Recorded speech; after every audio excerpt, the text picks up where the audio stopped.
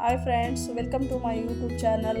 ಯಾರೆಲ್ಲ ಹೊಸದಾಗಿ ನನ್ನ ಯೂಟ್ಯೂಬ್ ಚಾನಲ್ನ ನೋಡ್ತಾ ಇದ್ದೀರೋ ಸಬ್ಸ್ಕ್ರೈಬ್ ಮಾಡ್ಕೊಳ್ಳಿ, ಹಾಗೆ ಪಕ್ಕದಲ್ಲಿರೋ ಬೆಲ್ಲೈಕನ್ನ ಕ್ಲಿಕ್ ಮಾಡ್ಕೊಳ್ಳಿ. ಹಾಯ್ ಫ್ರೆಂಡ್ಸ್, ಎಲ್ಲರೂ ಹೇಗಿದ್ದೀರಾ? ಇವತ್ತೊಂದು ಹುಳಿಕಾಳಿಂದು ಕಾಯಿ ಹಾಲು ಅಂತ ಹೇಳ್ಬಿಟ್ಟು ಮಾಡಿ ತೋರಿಸ್ತೀನಿ. ಇದು ನೋಡಿ, ಒಣ ಹುಳಿಕಾಳು 6 ವಿಸಲ್ ಬರೆಸ್ಬಿಟ್ಟು ಬೇಯಿಸಿ ಇಟ್ಕೊಂಡಿದ್ದೀನಿ.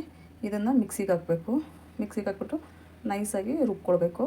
ಮತ್ತು ಇದಾದ ನಂತರ ಹಾಗೆ ನಾನೊಂದು ಕಾಯಿ ಹಾಲು ತೋರಿಸ್ತೀನಿ. ತೆಂಗಿನಕಾಯಿ ಮತ್ತು ಗಸಗಸೆ, ಏಲಕ್ಕಿ, ಬೆಲ್ಲ ಹಾಕ್ಬಿಟ್ಟು ರುಬ್ಬಿ ಮಾಡೋವಂಥದ್ದು. ಇದೊಂದು ಸ್ವೀಟು ಫ್ರೆಂಡ್ಸ್, ತುಂಬ ಚೆನ್ನಾಗಿರುತ್ತೆ. ನೀವು ಒಂದ್ಸರಿ ಮಾಡಿ ಹೇಗಿತ್ತು ಅಂತ ತಿಳಿಸಿ ನನಗೆ. ನಾನು ತೋರಿಸ್ತೀನಿ ನೋಡಿ. ಇವಾಗ ಇದನ್ನು ರುಬ್ಕೊಂಬರೋಣ. ಇವಾಗ ನೋಡಿ ಫ್ರೆಂಡ್ಸ್, ಇವಾಗ ಕಾಯಲ್ಲಿ ಮಾಡಬೇಕು. ತೆಂಗಿನಕಾಯಿ ತೊಗೊಂಡಿದ್ದೀನಿ, ಒಂದು ಹೋಳು, ಅರ್ಧ kg ಇಲ್ಲ ಒಂದು 1/4 kg ಇರ್ಬೋದು ಅನಿಸುತ್ತೆ. ಓಕೆನಾ? ನಿಮಗೆ ಕ್ವಾಂಟಿಟಿ ಜಾಸ್ತಿ ಬೇಕಂದರೆ ಬೆಲೆ ಜಾಸ್ತಿ ತೊಗೊಳ್ಳಿ. ಗಸಗಸೆ 1 ಸ್ಪೂನು, 5 ಏಲಕ್ಕಿ ತೊಗೊಂಡಿದ್ದೀನಿ. ಇಷ್ಟನ್ನು ಇವಾಗ ನೀರು ಹಾಕ್ಬಿಟ್ಟು ರುಬ್ಕೊಂಬರ್ತೀನಿ. ನಾನು ರುಬ್ಬಿದ್ದೀನಿ ನೋಡಿ, ಈ ಥರ ಆಗುತ್ತೆ. ಸ್ವಲ್ಪ ತಣ್ಣಗಾದ್ಮೇಲೆ ಇದು ಮಾಡಿ. ತುಂಬ ತಣ್ಣಗಿರೋದೇನು ಬೇಡ, ಸ್ವಲ್ಪ ಬಸಿತಿರಲ್ವ, ಬಸ್ತು ಒಂದು ಸ್ವಲ್ಪ ಹೊತ್ತು. ತಣ್ಣಗಾದ ನಂತರ ನೋಡಿ, ಈ ಥರ ನೀರು ಏನೂ ಹಾಕೋಕ್ಕಿಲ್ಲ, ಡೈರೆಕ್ಟ್ ಹುಳಿಕಾಳನ್ನ ಹಾಕ್ಬಿಟ್ಟು ಈ ಥರ ರುಬ್ಬೋದು.